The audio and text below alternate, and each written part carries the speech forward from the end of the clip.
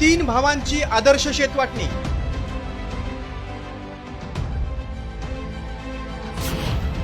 अनोख्या शेतवाटणीची राज्यभरात चर्चा।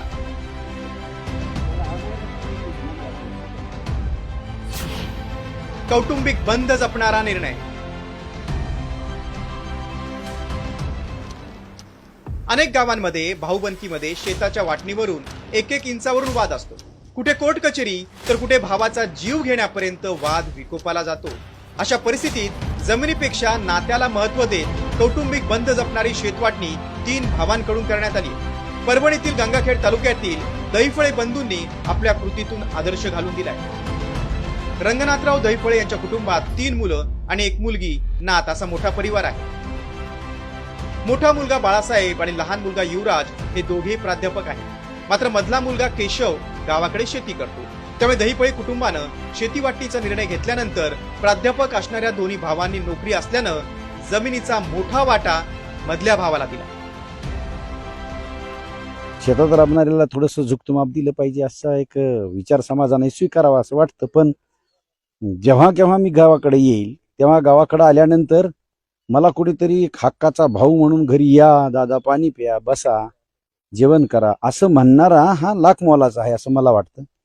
समाजाच्या दृष्टिकोनातून हा निर्णय मला असं वाटतं की अतिशय चांगला आहे। समाजात जे नोकरी करणारे भाऊ आहेत त्या प्रत्येकानं शेती करणाऱ्या भावाच्या शेतीच्या बाबतीमध्ये, लेकरांच्या शिक्षणाच्या बाबतीमध्ये खरंच विचार केला पाहिजे।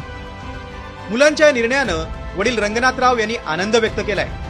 काय वाटण्याच्या मुलाला जे शेतीत जे काम करीत होता त्याला 10.5 एकर दिलं आणि हे 2 जण नोकरीला आहेत त्याला 3-3 एकर दिलं।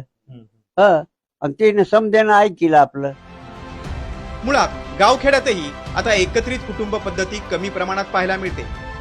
अशा दहिफळे कुटुंबानं एकत्रित कुटुंब पद्धती तर जपलीच आहे, शिवाय नात्यातील गोडवा कायम ठेवलाय। कुटुंबातील महिलांनीही या निर्णयाला मनापासून पाठिंबा दिला। ते नोकरदार भावानं खुशीनं 10.5 एकर दिलं मला पाण्याखाली। मुलीचं शिक्षण, लग्न सगळं त्याच्याकडे।